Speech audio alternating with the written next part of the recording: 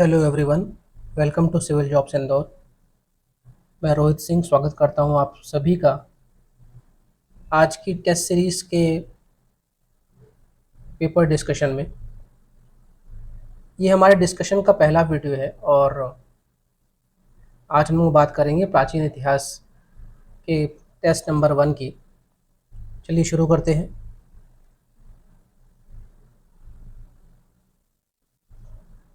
जो हमारा पहला सीरीज़ है वो है 10 वर्ड्स या 1 लाइन में हमें आंसर देना है। पहला क्वेश्चन है मांडा। मांडा जो है वो हड़प्पा कालीन स्थल है और जम्मू कश्मीर में इसकी वर्तमान में लोकेशन है। पीर पंजाल पर्वत की तराई में स्थित है और इंडस वैली सिविलाइजेशन का ये सबसे उत्तरी स्थल है ये मांडा। ये चिनाब नदी के बगल में है स्थित और यहाँ पे मृदभांड और टेराकोटा यानी पकी हुई जो ईंटें हैं उनके अवशेष यहाँ पे मिले हैं। देखिए आपको इसको 1 लाइन या जैसे 10 वर्ड्स में या 1 लाइन में लिखना है आपको। ये हम लोगों ने एक मॉडल आंसर दिया है, ऐसा नहीं कि आप पूरा इसमें लिखें। दूसरा क्वेश्चन है रत्निन के बारे में। रत्निन एक पोस्ट है, ग्रुप, इनको कह सकते हैं आज के कैबिनेट मिनिस्टर्स। और ये जो पद है ये ऋग्वैदिक काल का पद है और उस समय जो राजन था, राजा को राजन कहते थे, राजन की सहायता के लिए रत्निन होते थे। और इनमें से कुछ इंपॉर्टेंट रत्निन हैं पूरब, स्पर्श, उग्र आदि। तो ये एक तरह के कैबिनेट मिनिस्टर्स। वाजपेयी यज्ञ। वाजपेयी यज्ञ जो है ये राजा करवाता था और इसमें रथ दौड़ का आयोजन किया जाता था और इसमें कई सारे रथ को दौड़ाया जाता था। अलग अलग राजा के जो सामंत है, राजा के जो मंत्री हैं, वो इसमें राजा की सहायता करते थे। और उन सबका मेन एम ये रहता था कि राजा जो है वो विजयी बने और जो भी राजा जीतेगा वो वाजपेयी यज्ञ का सफल अनुष्ठान करने वाला कहलाएगा। रंगोजीवी। रंगोजीवी एक तरह का पद हुआ करता था, मौर्यकालीन ये पद है। और जो पुरुष कलाकार थे, भले वो किसी भी कला में निपुण हो, उन सबको सामूहिक रूप से रंगोजीवी कहा जाता था। अप्रतिहत चक्र। अप्रतिहत का मतलब होता है, अप्रतिहत का मतलब होता है जिसे रोका ना जा सके, और चक्र मतलब वो पहिया जिसे रोका ना जा सके। तो शातकर्णी प्रथम जो राजा है उसने ये उपाधि धारण की थी और इसका मतलब ये है कि इनका रथ का पहिया कभी रुकता नहीं था, जिधर भी जिस दिशा में चलते उस दिशा को ये जीत लेते थे। ये टाइटल लिया था शातकर्णी प्रथम ने, जो कि एक शातवाहन राजा था। भरूच, इसे आज वर्तमान में हम भरूच कहते हैं और गुजरात में ये इसकी लोकेशन है। सातवाहन के समय ये प्रमुख बंदरगाह था भरूच। अगले क्वेश्चन में चलते हैं। देखिए मेरी स्पीड अगर थोड़ी सी आपको अधिक लगे तो आप इसको स्लो डाउन कर सकते हैं, यूट्यूब में ऑप्शन रहते हैं। अगला क्वेश्चन है पश्चिमी क्षत्रप के क्षेत्र। पश्चिमी क्षत्रप के क्षेत्र, तो जो राजा होता था वो अपने क्षेत्र को अलग अलग हिस्सों में बांट के रखता था और उन हिस्सों का जो मुखिया होता था उसे क्षत्रप कहा जाता था। तो क्षत्रप कौन होता था? जो छत्र को संभाल रहा है। और छत्र किसके अधीन होते थे? राजा के अधीन छत्र हुआ करते थे। तो पश्चिमी क्षत्रपों का जो क्षेत्र है वो सातवाहन क्षत्रप शकों की शाखा हुआ करती थी और इनका क्षेत्र था नासिक और उज्जैन, इनकी राजधानी थी। और इस वंश में क्षहरात वंश आए हैं, कादर्मक वंश आए हैं। और ये जो छत्र का जो हम लोग शब्द सुन रहे हैं ये असल में यूनानी शब्द है। और जब अलेक्जेंडर या सिकंदर जब भारत आया था उसके बाद जब वो वापस लौटा था तो ये छत्रप का जो कॉन्सेप्ट है ये भारत के जो पश्चिमी हिस्सा है वहाँ पे ये इवॉल्व हुआ था। अगला क्वेश्चन है उद्रंग। उद्रंग क्या है? एक प्रकार का लैंड टैक्स था, भूमि कर था। गुप्तकालीन समय पे ये लिया जाता था उद्रंग। प्रस्भोदरण। प्रस्भोदरण जो है एक युद्ध नीति थी जिसको किसने चलाया? समुद्रगुप्त ने चलाया। और इस प्रस्भोदरण की युद्ध नीति के तहत इसने आर्यवर्त यानी जो उत्तरी भारत का हिस्सा है वहां के 9 राज्यों को इसने हराया था और अपनी अधीनता स्वीकार करवाई थी। इस नीति को प्रस्भोदरण कहते हैं। समुद्रगुप्त ने अपनी युद्ध कौशल के लिए बहुत जाना गया है और इसका जो विस्तृत वर्णन मिलता है वो हमें मिलता है प्रयाग प्रशस्ति में, जिसको हरिशेन ने लिखा है। और इलाहाबाद में जो अशोक का स्तंभ था उसमें हरिशेन ने प्रयाग प्रशस्ति में समुद्रगुप्त के जो भी सैन्य अभियान है उसका जिक्र किया है और उसमें से खासकर जो दक्षिण के अभियान है उसका जिक्र किया गया है। 1.10 में चलते हैं। परवर्ती गुप्त। परवर्ती गुप्त मतलब वो राजा जो मुख्य गुप्त राजाओं के बाद आए। तो गुप्तोत्तर कालीन वंश ये है और इनका जो क्षेत्र था मुख्यतः मगध था, और महासेन गुप्त जो थे ये एक इम्पोर्टेंट राजा परवर्ती गुप्त कालीन है। मामल्ला शैली, मामल्य हो या मामल्ला एक ही है। ये नरसिंह वर्मन नाम के राजा हुए, पल्लव के महान राजा, उनका ये टाइटल था मामल्ला। और उन्होंने कई सारे मंदिर बनवाए, जिसमें एक बहुत फेमस मंदिर है महाबलीपुरम का मंदिर। महाबलीपुरम को ममल्लापुरम भी कहा गया। ये शहर इन्होंने खुद ही बसाया था नरसिंह वर्मन ने, और यहाँ पे इन्होंने मंदिर बनवाए हैं। और ये जो शैली है इसे कहते हैं मामल्ला शैली। पल्लव कालीन इतिहास में हमें जो मंदिर की जो शैली है उनका काफ़ी जिक्र आता है, जैसे राजेंद्र शैली के मंदिर, राजसिम्हा शैली के मंदिर, या मामल्ला शैली के मंदिर, और जिन्हें हम कहते हैं तटीय मंदिर, शोर टेम्पल, इनका काफ़ी जिक्र आता है। अगले क्वेश्चन में चलते हैं। भारतवर्ष का उल्लेख किस अभिलेख में मिलता है? तो ये हाथी गुम्फा का अभिलेख है, और यहाँ पे खारवेल राजा जो है उनका एक हाथी गुम्फा का अभिलेख है, उड़ीसा में ये पाया गया है। तो उसमें इस अभिलेख में भारतवर्ष शब्द का जिक्र है। 1.13 में चलते हैं। 13वें सवाल पे आ चुके हैं हम लोग 3 मार्कर में। गोनार्डे एक कोर्ट पोएट थे, राजकवि थे। किसके दरबार में थे? ये थे शातकर्णी प्रथम के दरबार में थे। इन्होंने जो रचना लिखी थी उसका नाम था वृहत कथा। वृहत कथा मतलब लंबी कथा, और इसमें 1,00,000 श्लोक हैं। 1,00,000 श्लोक इसमें लिखे गए। गोनार्डे की ये जो रचना है वृहत कथा, 1,00,000 श्लोक है इसमें। अगला सवाल है, चार आर्य सत्य। चार आर्य सत्य बताने वाले कौन है? सिद्धार्थ है, और इन्होंने बताया है कि दुनिया के ये जो 4 सत्य हैं ये शाश्वत है। पहला है कि दुख जो है वो परमानेंट है, शाश्वत है। दूसरा, हमें दुख को पहचानना पड़ेगा, दुख समुदय। तीसरी बात बोली दुख निरोध, मतलब दुख को दूर कैसे करें उसके लिए काम करना पड़ेगा, और दुख को दूर करने के लिए हमें इस रास्ते में चलना पड़ेगा, उसे कहा गया दुख निरोध गामिनी प्रतिपदा, या जो 8 फोल्ड पाथ है उसके बारे में इन्होंने बात कही। लेकिन 3 मार्कर है तो हम इनको एक्सप्लेन नहीं करेंगे यहाँ पे। 3 मार्कर का आखिरी क्वेश्चन है धर्मपाल। ये पाल वंश के राजा हैं, और इनका नाम आता है हमेशा एक विश्वविद्यालय के लिए, विक्रमशिला विश्वविद्यालय, जो कि बिहार में है। बौद्ध धर्म के प्रसार में इन्होंने काफ़ी काम किया, और इस विश्वविद्यालय को और इसके साथ नालंदा विश्वविद्यालय को महमूद घोरी का जो गुलाम था बख्तियार खिलजी, उसने विध्वंस कर दिया था। तो ये हो गई हमारी जो यात्रा है वो 3 मार्कर को लेकर ख़त्म हो गई। बिल्कुल टू द पॉइंट स्ट्रेट बात लिखनी है उसमें, और आपके पास ऐसा मौका ही नहीं है, उसमें जगह ही नहीं कि आप उसको एक्सप्लेन कर पाएँ। अगला जो सेगमेंट है हमारा वो हमारा है 5 मार्कर का, और इसमें हमें 50 शब्द या 5 से 6 पंक्तियों में अपनी बात को विराम देना है। पहला क्वेश्चन है ऋग्वैदिक काल की विशेषताओं। तो यहाँ पे मेन बात क्या है? विशेषता। किसकी विशेषता बतानी? ऋग्वैदिक काल की। तो ऋग्वैदिक काल की जो इंपॉर्टेंट बातें हैं उसका हम जिक्र करेंगे। हो सके तो आप एक लाइन में उसका इंट्रोडक्शन दिए, ये काफ़ी अच्छी तरीका माना जाता है। तो ऋग्वैदिक काल 1500 ईसा पूर्व से लेकर 1000 ईसा पूर्व के बीच में इसका समय काल है, और इस काल में ऋग्वेद से जो ग्रंथ है हमारा सबसे प्रथम वेद है, उससे हमें इस काल की जानकारी मिलती है, इसलिए इसको ऋग्वैदिक काल कहते हैं। क्या क्या विशेषताओं की बात की गई है? पहला कि ये जो सभ्यता थी ये पूर्णतः ग्रामीण थी, जबकि सिंधु सभ्यता जो थी वो शहरी थी। यहाँ पे आर्यों के आरंभिक जीवन के बारे में बात की गई है, और बताया गया है कि इनको खेती नहीं आती थी।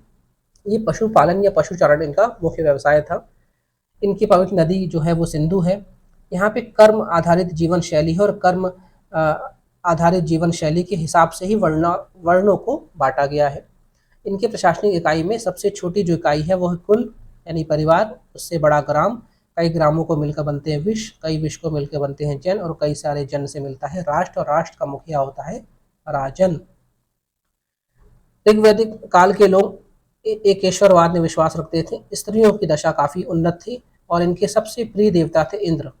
और यहाँ पे संयुक्त परिवार की जो व्यवस्था है वो देखने को मिलती है। तो ये आपने टू द पॉइंट बात, उनकी जो विशेषताएं हैं इस काल की, वो आपने समझा दी। 2.2 में चलते हैं। देखिए, कंक्लूजन का यहाँ पे रोल नहीं है 5 मार्कर में, ध्यान रखिएगा ना, आपके पास जो शब्द सीमा है उसकी बंदिश है। अगले क्वेश्चन पर चलते हैं। हड़प्पा सभ्यता की राजनैतिक व्यवस्था। हमें ऐसे कीवर्ड पकड़ने हैं, तभी हम अपने क्वेश्चन को फ्रेम कर पाएंगे। राजनीतिक व्यवस्था बतानी है, किसकी बतानी है? हड़प्पा सभ्यता की। तो अपने दिमाग में सोचिए कि राजनीतिक व्यवस्था में क्या क्या बातें हमें पता है। हालांकि हड़प्पा सभ्यता के बारे में हमें उनकी जो राजनीतिक व्यवस्था है उसके बारे में कोई हमें पुख्ता जानकारी नहीं मिलती है, और इसलिए इसकी राजनीतिक व्यवस्था के लिए हम बहुत सारे जो इतिहासकार हैं उनके मतों पे ही हम निर्भर हैं, क्योंकि ये जो व्यवस्था है पूर्णतः वाणिज्य व्यवस्था देखने को मिली है। और ऐसा माना जाता है, संभवतः इसलिए लिखा है कि अभी तक हमने इनकी जो लिपि है उसको हम पढ़ नहीं पाए, डिसाइफर नहीं कर पाए, इसलिए संभवतः ऐसा माना जाता है कि वणिक जो वर्ग होगा वही इसको संभालता होगा।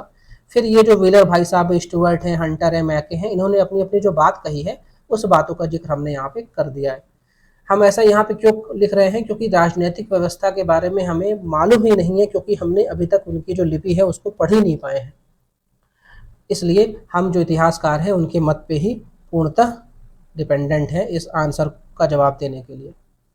तो ठीक है, सब ने अपने अपने हिसाब से जो उनकी विवेक कहा उन्होंने वैसे ही बात कही, इसलिए इस क्वेश्चन में पूर्णतः ये एक तरह से आपको रटना ही पड़ेगा किसने क्या कहा है, उनका स्टेटमेंट, और उसको आपको वैसा का वैसा उतार देना है यहाँ पे। अगला क्वेश्चन है 2.3, मगध उत्कर्ष के कारण क्या है? भाई मगध महाजनपद का सबसे बड़ा महाजनपद रहा है, 16 महाजनपदों को से में सबसे आगे रहा, सबको जीता, अपने बहुत लंबा उसने शासन व्यवस्था चलाई। तो इसके उत्कर्ष के क्या कारण थे? उत्कर्ष कैसे ये इतना विजयी बना, क्या उसके मेन कारण थे? तो इसमें हमने इसको 6 पॉइंट में बांटा है, देखते हैं, समझाने की कोशिश करता हूँ मैं आपको। पहला चीज़ यहाँ है कि इस मगध महाजनपद में बहुत सारे महत्वाकांक्षी राजा मिले, एक से एक, जिन्होंने अपनी महत्वाकांक्षा की पूर्ति के लिए चहुओर अपना दिग्विजय रथ दौड़ा दिया। दूसरा, लोहे के भंडार यहाँ पे अकूत मात्रा में मिल गए, जिस वजह से जो युद्ध के लिए जो हथियार है वो आसानी से तैयार हो सके। मगध की जो दो राजधानियाँ थीं, एक तो राजगीर जिसको राजगृह भी कहा गया है, और कुछ समय बाद जो बनी पाटलिपुत्र, ये दोनों जो राजधानी है वो महत्वपूर्ण सामरिक स्थानों में थी, और ये कुदरत या प्राकृतिक रूप से भी ये काफ़ी अभेद्य थी। जैसे राजगीर जो है वो पहाड़ियों में घिरा होने के कारण दुर्भिक्ष था, कोई इसको जीत नहीं सकता था। और पाटलिपुत्र की अगर बात करें तो भाई सभी दिशाओं से इसको नदियों ने घेर रखा है, यानी एक तरफ जैसे हम कहते हैं गंगा है, एक तरफ सोन है, तो इसलिए ये दोनों जो राजधानी थी दुर्भिक्ष थी। फिर गंगा का जो उपजाऊ मैदान है, जिस वजह से काफ़ी ज़्यादा इनको अनाज की उपलब्धता हुई, काफ़ी अच्छा कर मिला। और सबसे इम्पॉर्टेंट बात, यहाँ पे जो व्यापार वाणिज्य था वो बहुत फला फूला, जिस वजह से ये जो महाजनपद है ये बाकी महाजनपदों से बहुत आगे निकल पाया, और यही उसके उत्कर्ष के मुख्य कारण है। अगले सवाल पे चलते हैं 2.4 पे। मौर्य काल की कर प्रणाली, हमें टैक्स सिस्टम के बारे में बात करना है, किस समय के? मौर्यन टाइम के। तो टैक्स सिस्टम के बारे में बात करना है तो भाई टैक्स कहाँ कहाँ से प्राप्त होते हैं उनका जिक्र करना है हमें। तो भाई यहाँ पे आय के स्रोत के बारे में बात की गई है कि भाई सबसे इम्पोर्टेंट जो आय का स्रोत है किसी भी राजवंश में वो भूमि कर ही है, और यहाँ पे 1/6 हिस्सा भूमि कर के रूप में लिया जाता था। और यहाँ इसके अलावा जो कर थे वो एक था सेतु कर। सेतु कर मतलब नदियाँ हैं, नदियों के ऊपर हमने पुल बनाया है, तो हमने मतलब राजाओं ने बनाया है, तो उसका एक कर। और वन, वन से आप लकड़ियाँ लेकर आ रहे हैं तो वन कर, ये 3 प्रकार के कर की यहाँ बात की गई है। इसके अलावा अर्थशास्त्र किताब में ब्याज की दर 15% बताई गई है। और यहाँ पे अगर लोगों को सिक्के बनाने की आज़ादी थी, और जब वो सिक्के बनाते थे तो वो रुपिका और परीक्षण के रूप में ब्याज दर सरकार को यानी शाह राजा को चुकाते थे। इसके अलावा सीता नाम का एक राजकीय भूमि पे जो आय होती थी उसे सीता कहा गया है, और इसका जो हेड होता था उसे सीता अध्यक्ष का पद मिलता था। भाग, भाग क्या है? कृषक ने जो अनाज पैदा किया उससे अगर उसने कोई और वस्तु बनाई, जैसे उसने गेहूँ पैदा किया और गेहूँ से उसने मान लीजिए कोई कोई पाव रोटी बनाई, तो उस सामग्री को बेचने पर जो उसको आमदनी प्राप्त होती है उस पर कर लगता था भाग। और प्रवेश कर जो था वो आयात कर था, कि कोई भी चीज़ बाहर से अगर मंगाएगा कोई भी वणिक तो उसको 20% कर देना पड़ेगा। इसके अलावा प्रणय, निष्क्रिय, बलि, हिरण्य, विष्टि, राष्ट्र, ये भी कुछ करके यहाँ पे प्रकार है, और पूरा फैक्ट वाला क्वेश्चन है इसमें, कोई इसको आपको एक बार पढ़ना ही पड़ेगा। अगला क्वेश्चन है 2.5, इतिहासकार हरिप्रसाद शास्त्री के अनुसार, बिल्कुल fact question to the point रखा है कि हरिप्रसाद शास्त्री ने मौर्य पतन के बारे में जो जो कारण बताए हैं वो बताइए। तो यहाँ पे आंसर सिर्फ इतना ही है, हमने आपकी सुविधा के लिए यहाँ पे दो और इतिहासकारों का जो मत है वो भी यहाँ पे जोड़ दिया है। तो हरिप्रसाद शास्त्री कहते हैं कि अशोक ने जो शांति, अहिंसा और धर्म विजय की नीति अपनाई, इस वजह से साम्राज्य विस्तार ना हो सका और साम्राज्य का पतन होने लगा। दूसरा, विकेंद्रीकरण की नीति बढ़ने लग गई। इसी कारण अशोक की दानशीलता की वजह से राजकोष खाली हो गया। धन प्रचार में लगे रहने के कारण शासन का और काम से उसका ध्यान हट गया और शासन दुर्बल हो गया। और साम्राज्य में ब्राह्मण प्रतिक्रिया के रूप में बहुत सारे विद्रोह हुए और अशोक की धार्मिक नीति के कारण सैन्य कौशल का भी ह्रास हुआ। तो ये जो बात है ये हरिप्रसाद भाई साहब ने कही है। इनके अलावा हमने आपके नोट्स के लिए हेमचंद चौधरी और प्रोफेसर रोमला थापर की भी जो बात है वो भी डाल दी है, इनको आप अपने नोट्स में एड ऑन कर सकते हैं। देखिए 5 मार्कर का को अटेम्प्ट करने का एक ही तरीका है। पहले क्वेश्चन को एक बार, दो बार, तीन बार पढ़ें और उसमें समझें कि वो क्या पूछना चाह रहा है। जैसे यहाँ क्या पूछना चाह रहा है, पुष्यमित्र शुंग के कार्यों के बारे में बात कर रहा है, कौन से उनके विशेष कार्य थे वो बताइए। तो अब पुष्यमित्र शुंग के कार्यों की बात कर रहा है तो एक लाइन में पुष्यमित्र शुंग के बारे में बताना पड़ेगा आपको कि शुंग कौन था, कहाँ से आया। तो शुंग वंश की जो स्थापना है वो मौर्य सेनापति पुष्यमित्र शुंग ने आखिरी मौर्य शासक बृहदत्त की हत्या करने के बाद स्थापना करी थी और अपनी राजधानी उज्जैन बनाया था ये। अब इनके जो मुख्य कार्य है वो, जैसे पहला तो अपनी राजधानी विदिशा बनाया था। तो पहला इनका काम है कि इन्होंने पाटलिपुत्र से राजधानी कहाँ शिफ्ट कर ली, विदिशा। दूसरा, इनके समय इंडो यूनानी शासक मेनांडर आया था जिसको मिलिंद भी कहा गया है, उसको इन्होंने हराया था। इन्होंने 2 बार अश्वमेध यज्ञ करवाया। सतना में स्थित भरूच स्तूप का इन्होंने पुनर्निर्माण कराया, क्योंकि इसका निर्माण किसने कराया था, अशोक ने कराया था। हिंदू धर्म को पुनर्जीवित किया इन्होंने और अपने आप को ब्राह्मण राजा के रूप में इन्होंने अपने आप को पोर्ट्रे किया। और इस लाइन को लेकर विवाद रहता है कि इसने अशोक के 84,000 स्तूपों को नष्ट किया, लेकिन है इनके साथ लाइन है। हर्षचरित में, जो कि हर्षचरित किसने लिखी है, बाण भट्ट ने लिखी है, उसमें पुष्यमित्र को अनार्य कहा गया है कि ये आर्यों के जो धर्म के खिलाफ था और ये कट्टर ब्राह्मण के रूप में अपने आप को इसने बताया। तो ये इनके मुख्य कार्य हैं पुष्यमित्र शुंग के। नेक्स्ट क्वेश्चन में चलते हैं 2.7 में। सातवाहन की प्रशासनिक व्यवस्था के बारे में बात करनी है। तो क्या पूछ रहा है, प्रशासनिक व्यवस्था किस वंश की, सातवाहन की। तो हमारा पूरा आंसर किस में चलेगा, सिर्फ और सिर्फ प्रशासनिक व्यवस्था पे, दाएं बाएं नहीं होना है हमें।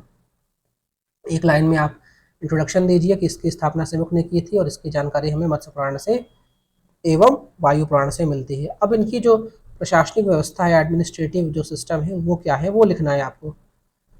तो ये जो सातवाहन है ये मौर्यों के अधीन सामंत के रूप में काम कर रहे थे, तो उनकी प्रशासनिक व्यवस्था मौर्यों की प्रशासनिक व्यवस्था के समान ही है।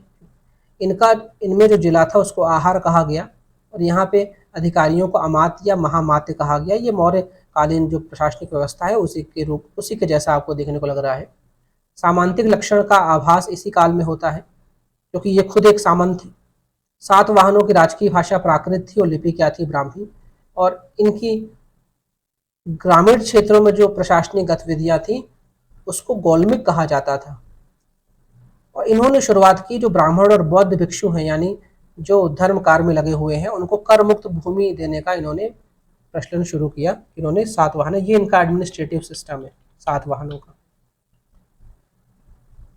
क्वेश्चन नंबर 2.8, रुद्रदमन पर संक्षिप्त लेख लिखना है। तो रुद्रदमन जो राजा है, कहाँ से आया, कब आया, उसने क्या खास काम किया वो बताना है। तो पहला तो ये शकों का सर्वाधिक प्रसिद्ध राजा, शक को हम सीथियंस भी कहते हैं, सीथियंस। और ये जो सेंट्रल एशिया है, मध्य एशिया, वहाँ की एक क्या है, जनजाति हैं। और पांच शाखाओं में शक भारत में प्रवेश किए थे, जिनमें से जो गुजरात की शाखा है वो सर्वाधिक मजबूत थी। और गुजरात की शाखा का सर्वाधिक प्रसिद्ध राजा कौन है, रुद्रदमन। तो 20 साल इसने रूल किया और सिंध का, कोंकण, नर्मदा घाटी आदि का बहुत बड़ा क्षेत्र, गुजरात का बहुत बड़ा क्षेत्र इसने कब्जा करके रखा। ये कब्जा नहीं मतलब उस पर शासन किया।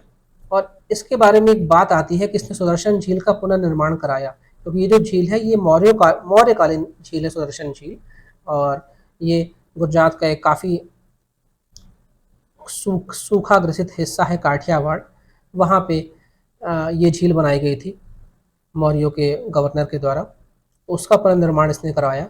संस्कृत का बहुत बड़ा प्रेमी था, इसलिए इसने इसी झील के बगल में जूनागढ़ अभिलेख लिखवाया, जो कि संस्कृत भाषा में देश का पहला अभिलेख। इसने अपने नाम पे रुद्र नामक नाम के सिक्के चलाए और सातकर्णी राजा, जो उसके समकालीन सातकर्णी राजा था, उसको 2 बार इसने हराया। मतलब मोटे तौर पे हम कह सकते हैं गुजरात वाला जो हिस्सा है, मालवा वाला जो हिस्सा है, उसको ये रूल कर रहा था रुद्र दमन, और शकों का सबसे इंपॉर्टेंट राजा ये माना गया है। 2.9 में चलते हैं। मौर्योत्तर कालीन व्यापार व्यवस्था को समझाना है, तो हमें क्या समझाना है? ट्रेड कैसा हो रहा था, व्यापार कैसा हो रहा था मौर्योत्तर कालीन, मतलब मौर्यों के खत्म पतन होने के बाद क्या ट्रेड हो रहा था वो हमें बताना है। तो मौर्योत्तर काल में जो ट्रेड है वो काफ़ी अच्छा था, बढ़िया था, काफ़ी विकास उन्नति हो रही थी। हम मध्य एशिया के अलावा जो वेस्टर्न वर्ल्ड है, जो जिसे हम कहते हैं रोम, उसके साथ भी हमारे व्यापारिक संबंध स्थापित हो चुके थे। कुषाणकालीन भारत में व्यापार वाणिज्य जो है वो उसमें स्वर्ण सिक्कों का नियमित रूप से प्रचलन हुआ। हमने दुनिया को सामान बेचे और उसके बदले में हमें स्वर्ण के सिक्के मिले बहुत सारे। अरब सागर और तटवर्ती बंदरगाहों से हमारे व्यापार होते थे, और ईसा की पहली सदी से व्यापार मुख्यतः समुद्री मार्ग से होने लगा था। और हमारे इस समय काफ़ी सारे बंदरगाह बने, काफ़ी उन्नतशील बंदरगाह हमारे पास बने, जिसमें से एक इम्पॉर्टेंट है भड़ोच बंदरगाह। मिस्र को हम निर्यात करते थे अपने देश से हाथीदांत, सीप, नील, बहुमूल्य लकड़ी, और चीन से रोमन साम्राज्य जो यूरोप का था, उसको जोड़ने का जो रास्ता था सिल्क मार्ग, वो भी इसी समय विकसित हुआ, जिस पर कुषाणों का एकाधिकार था। सिल्क रोड जो कि चाइना से कहाँ जाता था, पूरा मध्य एशिया होते हुए यूरोप जाता था। अगले क्वेश्चन में चलते हैं 2.10 पे। यहाँ पे क्या बात पूछ रहा है ये? गुप्तकालीन कृषि प्रणाली। कृषि प्रणाली कैसी थी गुप्तकालीन के समय? अब प्रणाली मतलब क्या, उस समय कौन सा ट्रैक्टर चल रहा था, कौन सा वहाँ पे बोरिंग हो रही थी। प्रणाली मतलब कि भाई खेती में क्या उपज हो रही थी, कैसी खेती हो रही थी, और उस खेती का से हम व्यापार क्या कर रहे थे, उस खेती से जुड़े हुए व्यवसाय क्या थे। और इसके लिए भी हम कुछ ग्रंथों का, कुछ राइटरों का सहारा लेंगे। जैसे बृहद संहिता ने कहा कि भाई इस समय 3 फसलें लिए जा रही थी एक साल में, और वर्षा पे पूर्णतः खेती निर्भर थी। इत सिंह जो था चीनी यात्री, उसने कहा चावल और जौ जो है वो प्रमुख फसलें हुआ करती थी। कालिदास ने कहा धान की खेती भी होती थी। गौतम स्मृतिकारों ने कहा कि राजा को भूमि का मालिक बताया गया। अमर कोश जो अमर सिन्हा ने लिखी है, उसमें बताया गया कि 12 प्रकार की भूमि का उल्लेख है। क्षेत्र, एक ऐसी खेतों को कहा गया जहाँ पे भूमि बहुत अच्छी है खेती के लिए। वास्तु, ये वो भूमि होती थी जहाँ पे हम निवास कर सकते हैं, वास करने के लिए योग्य भूमि है। खिल, ये उस भूमि को कहा गया जो जोती नहीं जा सकती थी। अपरहत, ये वो जंगली भूमि थी जिसको जोता नहीं गया है, यानी जहाँ पे जंगली घास उग रही हैं।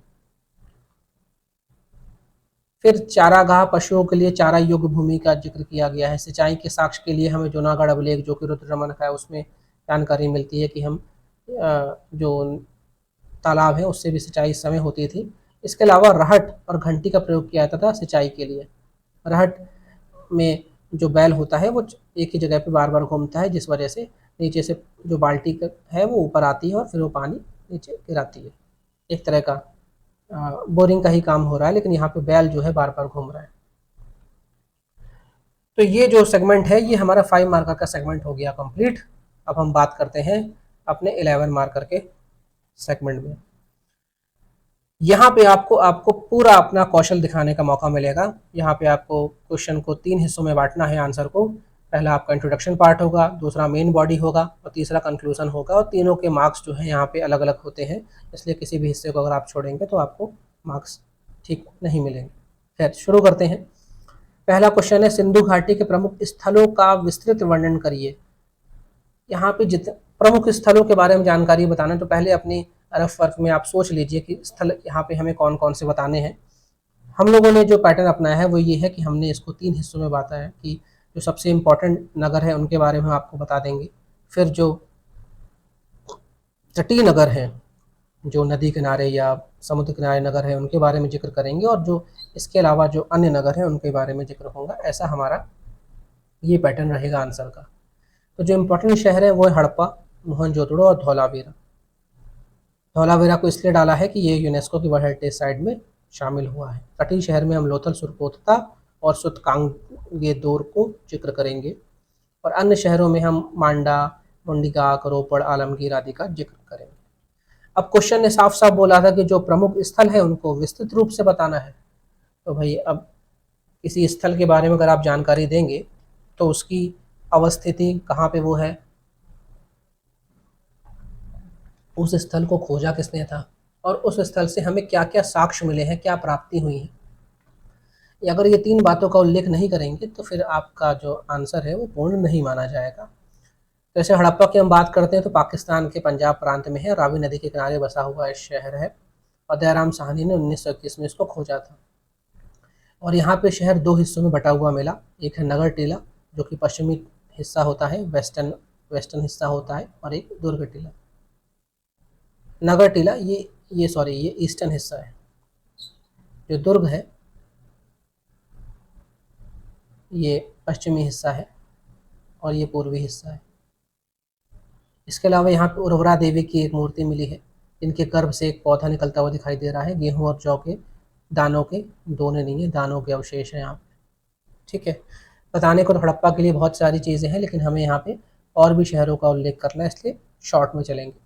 मोहनजोदाड़ो का शाब्दिक अर्थ है मृतकों का टीला सिंधी भाषा में, और सिंध के लरकाना जिले में आज ये अवस्थित है। सिंधु नदी के किनारे ये शहर हमें मिला है, और राखल दसवनर जी ने 1922 में अपनी टीम के साथ इसको खोजा था। यहाँ पे ग्रेट बाथ या विशाल अन्नागार और स्नानागार यहाँ पे मिला हुआ है।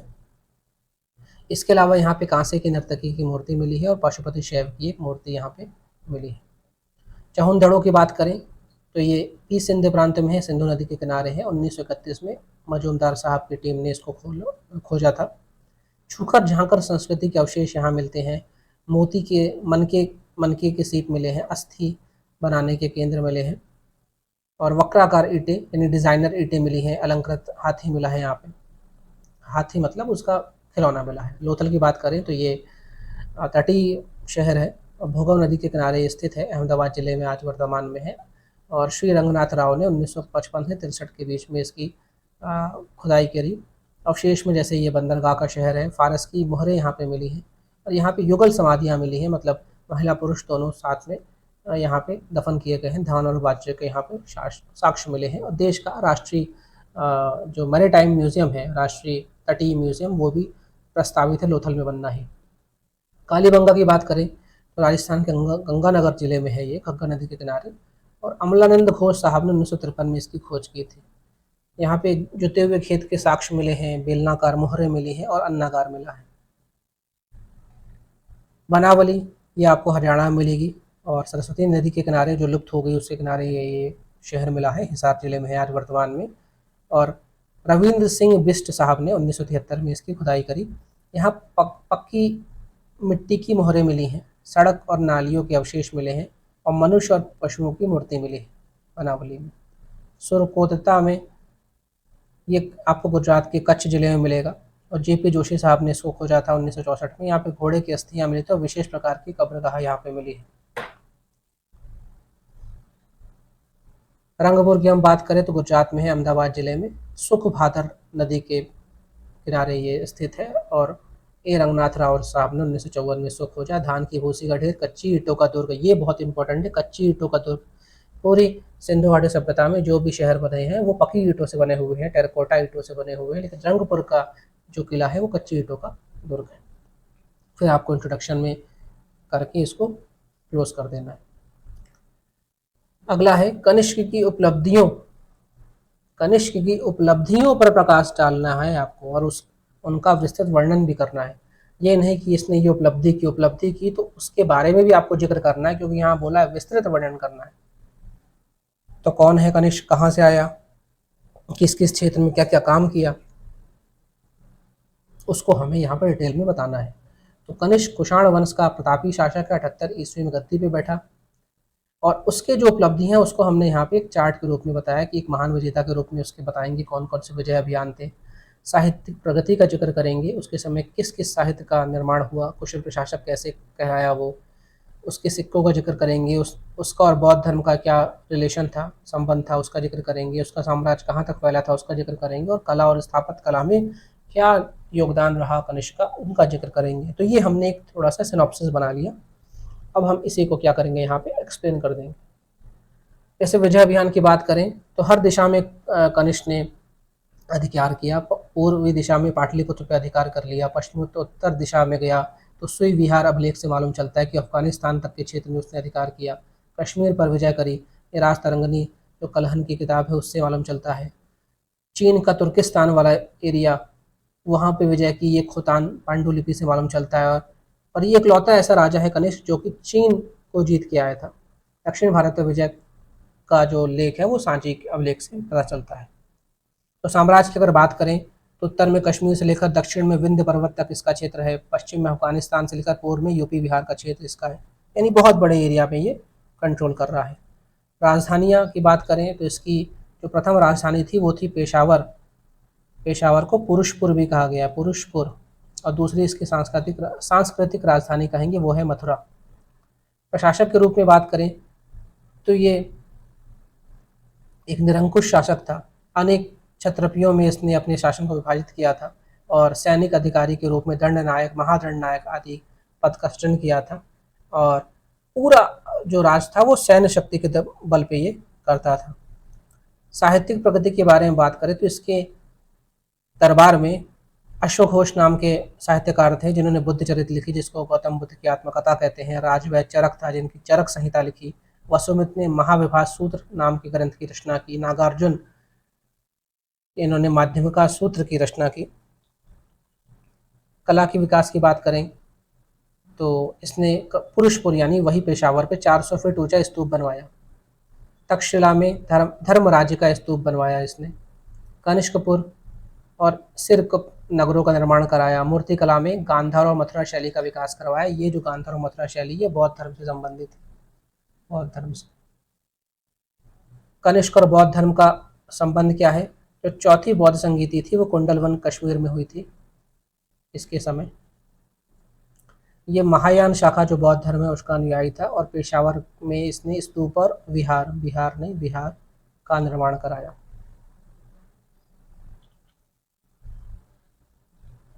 फिर आप इसको एक लाइन में उसका निष्कर्ष बता के इसको एंड अप कर सकते हैं। अगला क्वेश्चन है बौद्ध धर्म के पतन के कारण बताने हैं। तो क्या बात है इसमें? इंपॉर्टेंट बात है कि हमें पतन को डिस्क्राइब करना है कि पतन क्यों हुआ, बौद्ध धर्म का पतन हुआ ये तो तय है, सबको पता है, लेकिन क्या क्या हुआ इसमें भी हम वही तरीका अपनाएंगे, एक सिनॉप्सिस बनाएंगे जिससे हमें पता रहे कि हमें किस किस चीज़ को एक्सप्लेन करना है। तो हमने सिनॉप्सिस में क्या क्या बातें रखी कि भाई राजकीय संरक्षण का अंत हो चुका, अब वैसे राजा नहीं हुए जिन्होंने इसको धन धान से भरपूर किया हो। मुस्लिमों का प्रहार बहुत तेजी से हो रहा था। बौद्ध धर्म में देवत्व की भावना आ गई, राजपूतों का उत्कर्ष हुआ। इन्हीं चीज़ों को हम यहाँ पे डिटेल में एक्सप्लेन करेंगे। चलिए करते हैं। राजकीय संरक्षण का अंत।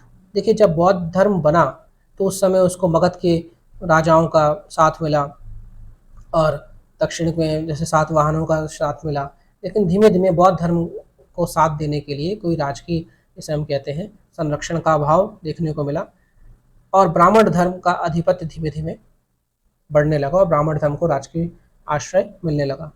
कुषाणों के बाद कोई भी ऐसा राजा नहीं था जिसने बौद्ध धर्म को अपना आश्रय दिया, राजाश्रय दिया। आंतरिक मतभेद की बात करें तो बौद्ध धर्म में बुद्ध की मृत्यु के बाद एकता समाप्त हो गई। कई शाखाओं में बौद्ध धर्म विभक्त हो गए, जिसमें से इंपॉर्टेंट है हीनयान, महायान, वज्रयान, जो कि एक तरह का जो वैचारिक मतभेद की वजह से ये सारी शाखाएं विभक्त हो गई और पारस्परिक ईर्ष्या बढ़ने लगी। अन्य धर्मों से प्रतिस्पर्धा के चक्कर में इन्होंने कई सारे धर्मों की जो बातें थी उसको अपने अंदर आत्मसात किया, और जिस मूल सिद्धांत को लेकर बौद्ध धर्म, जैन धर्म, ब्राह्मण धर्म के विरोध में बना था, अंततोगत्वा उसने ब्राह्मण धर्म की उन्हीं बातों को ही आत्मसात कर लिया। फिर मुस्लिमों का प्रहार हुआ, बहुत सारे मुस्लिम आक्रांता आए जिन्होंने बौद्ध धर्म मठों को विध्वंस कर दिया, जैसे बख्तियार खिलजी ने विक्रमशिला यूनिवर्सिटी, नालंदा विश्वविद्यालय, इन सब का विध्वंस किया। और इसके अलावा मुस्लिम जो है वो मूर्ति पूजा के विरोध में थे, और बौद्ध धर्म में जैसे महायान की बात करें तो मूर्ति पूजा का समर्थन था ये। इसके अलावा बौद्धों में सैनिक शक्ति का अभाव था, जिस वजह से जो भी उन पे आक्रांताओं का प्रहार हुआ जिसको वो लोग सहन नहीं कर पा रहे थे। देवत की स्थापना होने लगी बौद्ध धर्म में।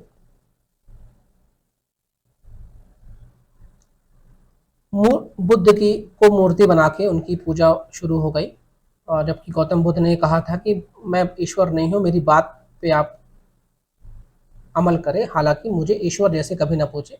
और इसी का विरोध को लेकर तो ब्राह्मण धर्म से ये लोग अलग धर्म बनाए थे, और धीमे धीमे मूर्ति पूजा के होने की वजह से हिंदू धर्म का अंग मानने लगा गया, और विष्णु के 9वें अवतार के रूप में गौतम बुद्ध को देखा जाता है।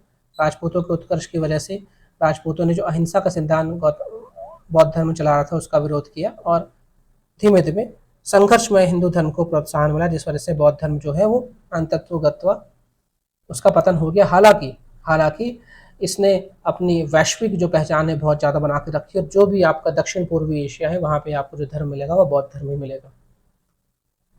गुप्तोत्तरकालीन आर्थिक व्यवस्था में आए परिवर्तनों को समझाइए। तो यहाँ पे मेन आपको क्या बात करनी है, आर्थिक व्यवस्था कि गुप्तोत्तरकालीन जो भी आर्थिक व्यवस्था है उसमें क्या क्या किस तरह से अर्थ उपार्जन हो रहा था वो हमें यहाँ पे समझाना है। और सबसे मेन चीज़ सामंतवाद का जो उदय है उसका भी यहाँ पे जिक्र करना है। तो वहाँ यहाँ भी हमने उसी तरह सिनॉप्सिस बनाया कि हम कृषि प्रणाली समझाएंगे, व्यापार को समझाएंगे, मुद्रा व्यवस्था समझाएंगे, उद्योग को समझाएंगे, कर व्यवस्था समझाएंगे। कृषि के बारे में सबसे पहले हमने बात की कि यहाँ पे जो अर्थव्यवस्था का मुख्य आधार तो कृषि ही है, और कृषि कर से ही सबसे मेन जो उनका राजस्व है वो प्राप्त होता है। यहाँ पे कुछ टर्म है जैसे वाहित मतलब वो खेत जो बोया गया है, आकृष्ट ऐसा खेत जिसमें खेती नहीं की जा सकती, ऊसर ऐसा खेत जहाँ बीज नहीं उगता हो, कृष्ट ये उन भूमि को कहा जाता है जिसमें एक भूमि पे कई किसानों ने अपना श्रम दिया हो। साक्त वो भूमि है जिसमें कृषक का या किसान का आधिपत्य हो। फिर कर व्यवस्था के बारे में बात करेंगे तो यहाँ पे कर है भाग, एक तरह का लैंड टैक्स है, इसके बारे में हमने पिछले सवालों में बात की है। भोग मतलब ये फूल फल लकड़ी उपहार के रूप में राजा को एक तरह की भेंट के रूप में ये चढ़ता था। हिरण्य ये एक तरह का कैश टैक्स था, नगद के रूप में आपको कर देना है। प्रत्यय ये चुंगी करता है, अगर आप माल का आवागमन कर रहे हैं, व्यापार कर रहे हैं तो आपको चुंगी देना पड़ेगा। उद्दंग ये जो स्थायी किसान है, जिनके पास स्थायी किसान मतलब जो साख्त है, उनकी भूमि से टैक्स लिया जाता था। व्यापार व्यवस्था की बात करें तो व्यापार का ह्रास होना शुरू हो गया है, वो जो हम अंतर्राष्ट्रीय व्यापार कर रहे हैं उस पर कमी आ रही है। बंगाल से मलमल का पान, मगध व कलिंग धान के लिए काफ़ी इम्पोर्टेंट माना गया। ये अंतर्राष्ट्रीय व्यापार तो धीमे धीमे ठप हो रहा था, लेकिन देश के भीतर व्यापार फिर भी फल फूल रहा था। मालवा की अगर बात करें तो गन्ना अफीम के लिए मालवा या सीपी के लिए काफ़ी प्रसिद्ध था। गुजरात सूती कपड़ों के लिए प्रसिद्ध था।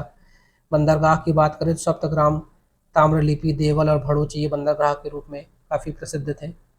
आयातित वस्तुएं जो हम मंगाते थे वो सोना, टिन, तांबा, मसाले, मूंगा ये हम इनका आयात करते थे। और चोर डाकों की वजह से, अधिक चुंगी की वजह से, सामंत व्यवस्था की वजह से ये जो व्यापार है धीमे धीमे उसका ह्रास हुआ। उद्योग की बात करेंगे तो शिल्प और उद्योग शूद्रों के लिए आवश्यक माने गए। वस्त्र उद्योग जो था वो बड़ी अच्छी अवस्था में था, उसमें कोई दिक्कत नहीं थी। हर्षचरित ने जिक्र किया है कि रेशम से बने वस्त्रों का जो व्यापार है वो काफ़ी फल फूल रहा था। डुकल वो कपड़ा होता था जो कि पौधों के रेशे से बनता था, जिसे हम आम भाषा में, ठीक है, जैसे जो कीड़े के रेशे से बनता है उसे सिल्क कहते हैं। वस्त्र उद्योग की बात करें तो मुल्तान, अनहलवाड़ और कलिंग जो है ये भी एक इम्पॉर्टेंट ट्रेडिंग सेंटर थे। बंगाल व चोल मतलब तमिलनाडु के क्षेत्र से कांसे का जो व्यापार है, कांसे की मूर्तियों का व्यापार होता था। और श्रेष्ठी के मुखिया को महत्तक का ये एक पोस्ट है जो व्यापारी गण में एक ये पोस्ट था महत्तक नाम का। तो पूरा ये फैक्ट वाला क्वेश्चन है, इसमें कुछ बताने की वैसे आवश्यकता है नहीं, ये आपको पढ़ना है, थोड़ा सा रटना है। मुद्रा की अगर बात करें करेंसी की तो नई मुद्रा का चलन काफ़ी कम हो गया, पुरानी मुद्रा का ही उपयोग हो रहा था। और वेतन जो था वो मुद्रा के स्थान पर भूमि के रूप में वेतन का देने की परंपरा शुरू हो गई। व्यापार भी वस्तु विनिमय यानी बार्टर सिस्टम से शुरू हो गया, क्योंकि नई मुद्रा बन नहीं रही थी, कोई केंद्रीय राज्य व्यवस्था थी ही नहीं। अधिकांश सिक्के तांबे और चांदी के थे और पाल राजा देवपाल ने सोने के सिक्के चलाए, वो भी बहुत कम मात्रा में। अगले क्वेश्चन में चलते हैं 3.3 में। मौर्यकालीन कला और संस्कृति अनोखी मानी जाती थी, इसका जिक्र हमें करना है। तो हमें किसका जिक्र करना है? कला और संस्कृति। किस समय की? मौर्यकालीन की। ये एक लाइन है, स्टेटमेंट है, लेकिन हमें स्टेटमेंट में नहीं जाना है, हमें तो पकड़ना है। ये भाई क्वेश्चन वाला मांग क्या रहा है हमसे, तो ये हमसे जानना चाह रहा है कि मौर्यकालीन जो आर्ट एंड कल्चर है उसके बारे में आप बताइए। यहाँ भी हमने एक छोटा सा सिनॉप्सिस बनाया कि हम क्या बताएंगे उसको। मूर्ति कला के बारे में बताएंगे, इस समय की भाषा और लिपि के बारे में बताएंगे, साहित्य विकास के बारे में बताएंगे, गुफा जो हमने बनाई वो बनाएंगे, स्तूप बनाए, सौंदर्य महल, स्तंभ, लेख, ये हमने निर्माण किए, मौर्यकालीन निर्माण है ये, इनका ही हम यहाँ पे जिक्र करेंगे, क्योंकि ये दोनों चीज़ें आर्ट और कल्चर दोनों में आ जाएंगी।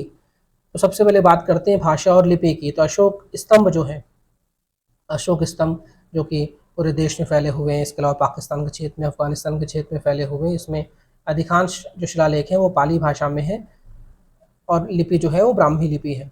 प्राकृत भाषा में भी शिलालेख का विकास हुआ है। इसके अलावा ब्राह्मी, खरोष्टी, ग्रीक, ये जो आपका अफगानिस्तान वाला क्षेत्र है, मतलब जिधर जो भाषा बोली जा रही है उस भाषा में अशोक ने अपने शिलालेख खुदवाए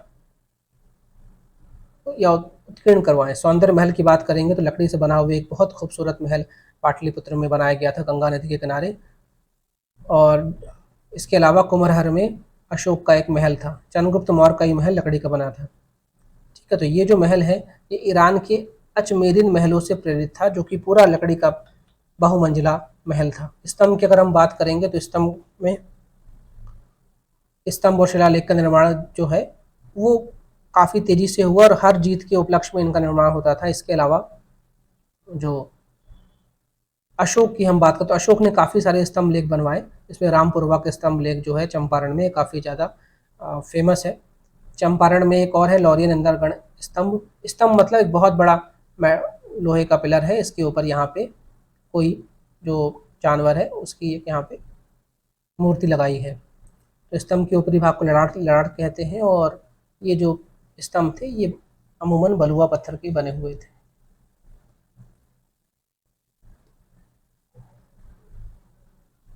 अब इसके ऊपर अलग अलग जो जानवर है, अलग, कहीं जैसे भैंस है, कहीं पे एक सिंह है, कहीं पे 3 सिंह है। तो ये आपको स्तंभ के ऊपर यहाँ पे एक जानवर की प्रतिकृति देखने को मिलती है। स्तूप निर्माण की बात करें तो ऐसा कहा जाता है कि अशोक ने अपने शासनकाल में 84,000 स्तूपों का निर्माण किया और हर स्तूप में प्रदक्षिणा पथ होता था, यानी जहाँ पे आप चारों ओर उस स्तूप को में घूम सकते हैं। इम्पॉर्टेंट है सांची का स्तूप, पिपरहवा स्तूप और सतना का भरूच स्तूप। गुफा स्थापत्य की बात करेंगे तो चट्टानों को काटकर गुफा बनाई जाती थी और अशोक ने आजीवक संप्रदाय के लिए बराबर की गुफा बनवाई थी। इसके अलावा नागरजनी गुफा बनवाई थी और ये जो गुफा थी इनका उपयोग विहार के रूप में होता था, मतलब निवास स्थल के रूप में होता था। मूर्ति कला की बात करें तो पत्थर और मिट्टी से मूर्तियों का निर्माण किया गया और इसमें इनको चिपकवा विधि से इन मूर्तियों का निर्माण किया गया। उदाहरण के लिए यक्ष की मूर्ति बनाई गई, दिगंबर प्रतिमा बनाई गई, धौली का जो हाथी बनाया गया, यक्षिणी मूर्ति दीदारगंज की, ये कुछ इंपॉर्टेंट एग्जाम्पल। यहाँ पे कॉमा लगेगा ना, यक्ष की मूर्ति कॉमा, दिगंबर प्रतिमा कॉमा, धौली, धूली नहीं धौली का हाथी। साहित्य कला की हम बात करें तो कौटिल्य ने अर्थशास्त्र की रचना की, पणिनि ने अष्टाध्यायी की रचना की जो कि संस्कृत का पहला ग्रामर है, जैन ग्रंथ पर भाष्य लिखा भद्रबाहु ने, कथा वस्तु की रचना की गई। तो ये उस समय के कुछ इंपॉर्टेंट साहित्य हैं। फिर अगला जो क्वेश्चन है वो भी अशोक के ऊपर है। अशोक को बौद्ध धर्म का प्रथम संरक्षणकर्ता क्यों कहा जाता है या उस रूप में क्यों देखा जाता है? तो यहाँ पे अशोक के द्वारा बौद्ध धर्म के लिए जो जो भी काम किए गए उनका हमें यहाँ पे विस्तृत उल्लेख करना है। सिहली अनुश्रुतियों, सिहली मतलब जो आपका श्रीलंका वाला द्वीप है, सिहली अनुश्रुतियों में दीपवंश और महावंश दो बहुत बड़े उनके एपिक हैं। उनके अनुसार अशोक को उसके शासन के चौथे वर्ष में निग्रोध नामक भिक्षु ने बौद्ध धर्म से दीक्षित किया। अब ये दीक्षित तो हो गए। अब यहाँ पे हमने अशोक का बौद्ध धर्म से जुड़ी हुई जो भी काम है उसका एक सिनॉप्सिस बनाया है, उसी को हमने, ये एक बेहतरीन पैटर्न है आपको लेवन मार्कर को प्रेजेंट करने का, कि आप एक सिनॉप्सिस बनाए जिससे आप आंसर से डाइवर्ट नहीं होंगे। हमें क्या लिखना है, कितना लिखना है, वो आपको आपका सिनॉप्सिस बताता रहेगा। इसी में समय लगेगा आपका 1-2 मिनट बनाने में, उसके बाद तो आप बड़ी फ्लो में आंसर लिख जाएंगे। तो पहली इसकी नीति धम्म नीति। धम्म मतलब, देखिए पाली भाषा में धर्म को धम्म कहते हैं। धम्म नीति क्या है कि हम नैतिक और सामाजिक सिद्धांत का प्रचार करेंगे और हमारा मूल उद्देश्य ये है कि लोगों का क्या हो, कल्याण हो, लोग दुख रहित रहें। इस सिद्धांतों पर बौद्ध धर्म का, इसके जो भी सिद्धांत है, देखिए अशोक की धम्म नीति अलग है लेकिन उस पर बौद्ध धर्म का काफ़ी ज़्यादा प्रभाव है।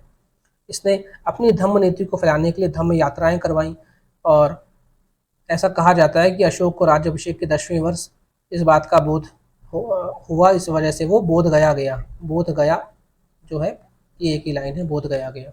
नेपाल की यात्रा की उसने, और मनु बुद्ध स्तूप को दोगुना करवाया इसने। नेपाल की यात्रा क्यों की? क्योंकि नेपाल में ही गौतम बुद्ध का जन्मस्थल लुम्बिनी है। फिर बौद्ध संगति इसने, इसके समय तृतीय बौद्ध संगति हुई कहाँ? पाटलिपुत्र में 250 ईसा पूर्व में।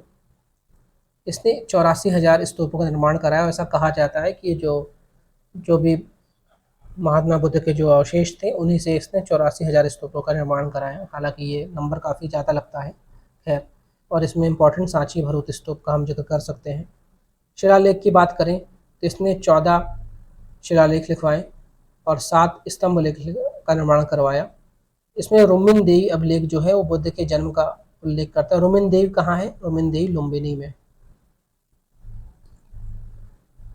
ठीक है। ये क्वेश्चन अपने आप में 11 मार्कर है, लेकिन यूपीएससी के लिए कि अशोक के रॉक एडिक्ट्स के बारे में बताइए, कहाँ कैसा है, क्यों। खैर, इसने हिंसा के त्याग की बात कही, जैसे बौद्ध धर्म अहिंसा का के बारे में बात करता है। इसने कहा कि भेरी घोष, यानी हमें युद्ध करना है, लेकिन भेरी घोष मतलब होता है, भेरी एक तरह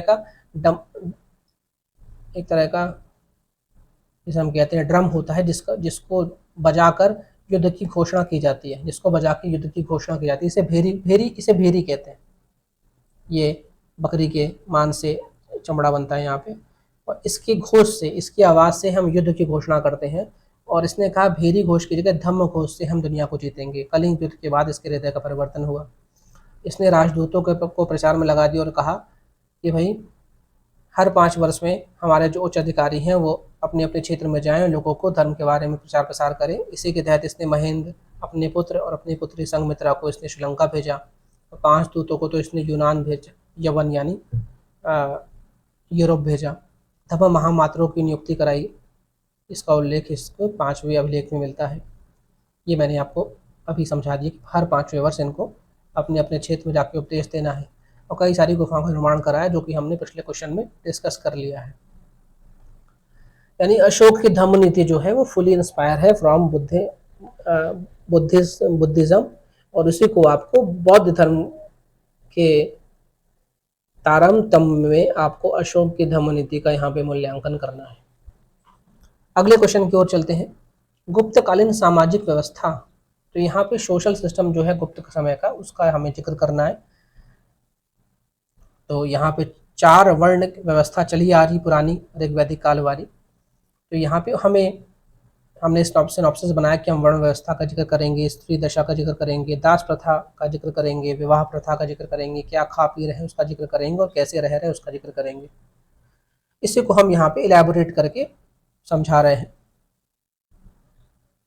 जैसे वर्ण व्यवस्था की बात करें तो ब्राह्मण, क्षत्रिय, शूद्र, वैश्य, ये 4 वर्ण हैं। ब्राह्मणों का स्थान सबसे ऊपर है, शूद्र का स्थान सबसे नीचे, लेकिन शूद्र अब सैनिक वृत्ति में आने लग गए हैं, यानी सैनिक वाला काम करने लग गए हैं। वर्णों के आधार गुण व कर्म ना होकर जन्म आधारित हो गया है, जो कि ऋग्वैदिक काल में कर्म आधारित था।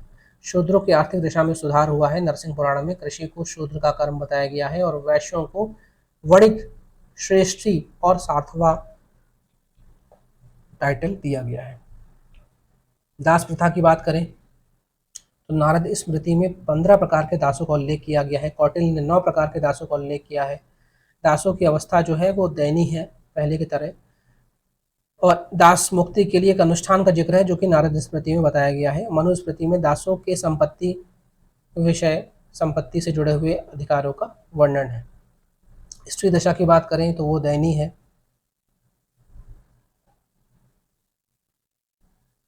सॉरी, स्त्री दशा जो है वो ऋग्वैदिक के मतलब उसके करस्पॉन्ड में तो दयनीय है, लेकिन फिर भी इनकी दशा भी अच्छी है।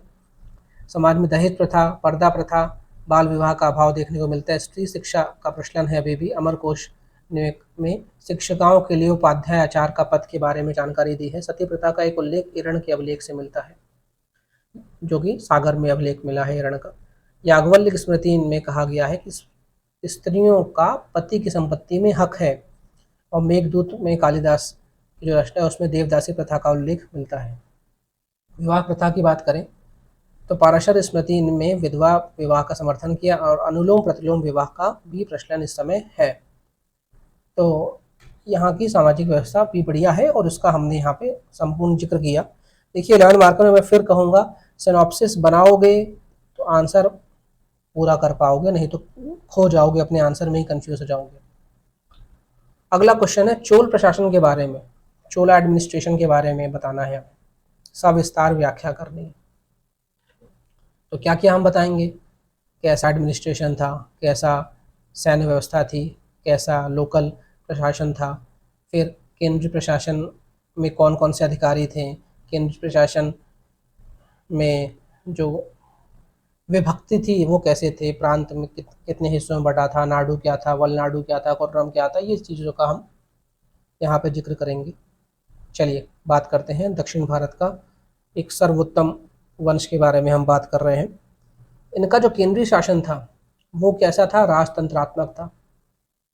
और यहाँ पे सबसे इम्पोर्टेंट जो व्यक्ति था वो राजा था, और इसने सम्राट, त्रिलोक चक्रवर्ती गल आदि की उपाधि लेकर बैठा हुआ था। और यहाँ पे उत्तराधिकार कैसे मिलता था, जो राजा का ज्येष्ठ पुत्र होगा उसको राजा बनाया जाएगा।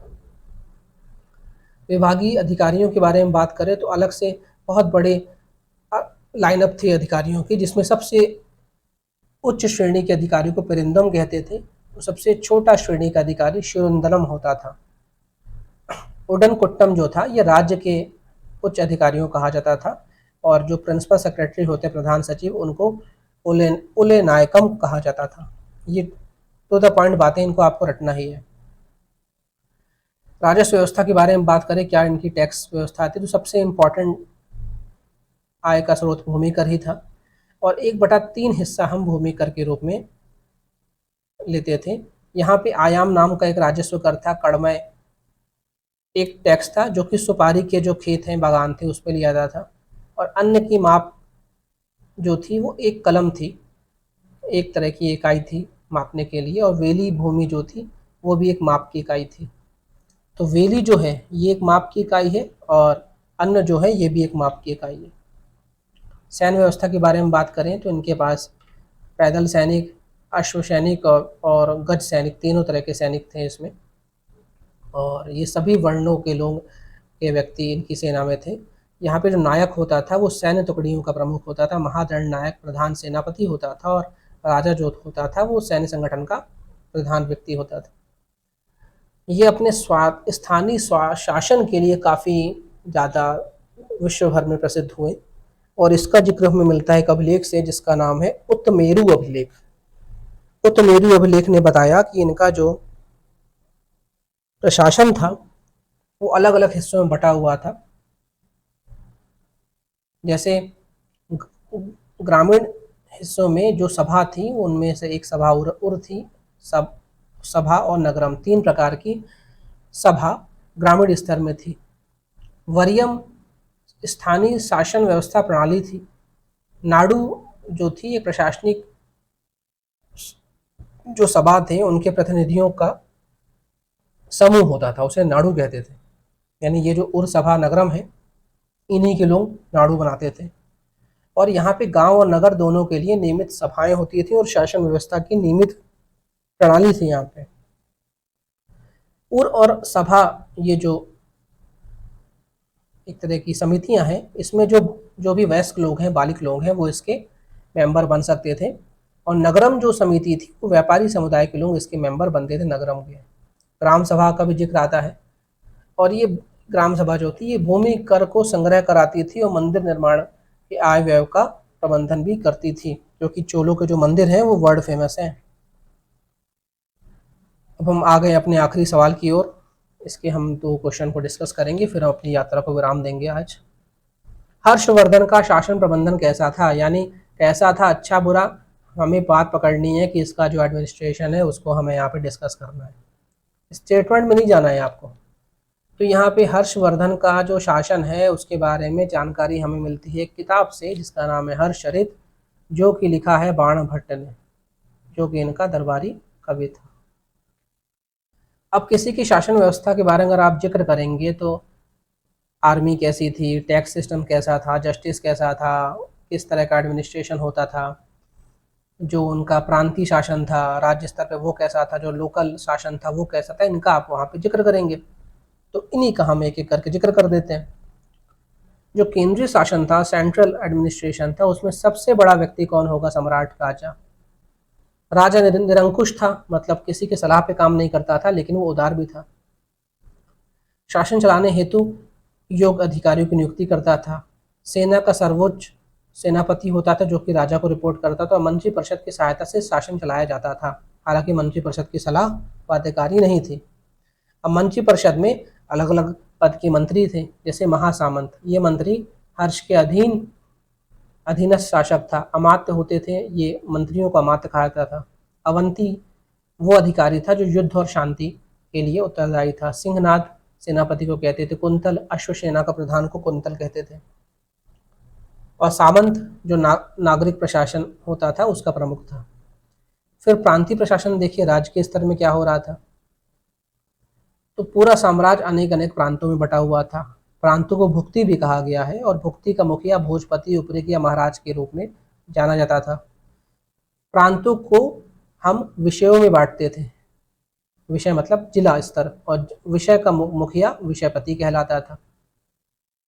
और विषयपति के अधीन नगरी, श्रेष्ठी, सार्थवा जैसे और भी अधिकारी उसकी सहायता के लिए होते थे। स्थानीय शासन की बात करें तो ग्रामीण और नगरी दोनों स्तर पर शासन होता था। नगरी शासन का अधिकारी को दगिक कहा गया है, और ग्रामीण शासन की सबसे छोटी इकाई गांव ही थी, ग्राम। और ग्राम के प्रधान को ग्रामा छपटलिक कहा गया है।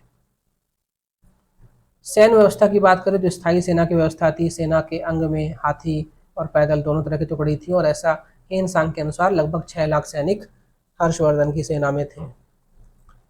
न्याय व्यवस्था की बात करें तो सर्वोच्च न्यायाधीश तो राजा ही होगा, और इसकी दंड नीति काफ़ी कठोर थी, और न्याय जो था वो पक्षपात रहित करता था। राजस्व व्यवस्था की बात करें तो टैक्स जो था वो 1/6 हिस्सा था भूमि कर। इसके अलावा चुंगी, अर्थदंड, घाट सेवा, ये आदि भी कुछ टैक्स ये लिया करता था। अब आज के डिस्कशन का आखिरी क्वेश्चन। इस क्वेश्चन में कह रहा है चंद्रगुप्त मौर्य की महानता का परिचय देते हुए उसके संबंध में प्रमाण प्रस्तुत करिए। अब यहाँ पे क्या बोला है, महानता, यानी वो उसके जो भी महत्वपूर्ण कार्य हैं उनका हमें जिक्र करना है, और जिक्र करना है वो भी विस्तृत जिक्र करना है। फिर हमने यहाँ पे एक सिनॉप्सिस बना लिया कि हम क्या क्या जिक्र करेंगे। विजेता था, कल्याणकारी शासक था, नेतृत्व करता था, उसके पास सेना थी, प्रशासन था, साम्राज्य था, इन्हीं सारे पॉइंट को हम जिक्र करेंगे। राजा कोई भी हो, पॉइंट यही रहेंगे, चाहे हर्षवर्धन हो चाहे चंद्रगुप्त हो। तो भाई विजेता है तो क्या जीता, इसने यूनानी सेनाओं को हराया, पंजाब को जीता, मगध को जीता, घनानंद जो को हरा के मगध जीता, सेल्यूकस निकेटर जो कि यूनानी था उसको हराया 305 में, दक्षिण भारत को जीता, सौराष्ट्र, मालवा, काठियावाड़ जीता। साम्राज्य इसका बहुत बड़ा था। उत्तर पश्चिम में ईरान तक इसका साम्राज्य था, पूर्व में बंगाल तक था, उत्तर में कश्मीर तक था, दक्षिण में मैसूर तक था। प्लूटार्क नाम के एक इतिहासकार ने कहा चंद्रगुप्त ने सारी भारत भूमि को रौंद कर अपने अधिकार में ले लिया।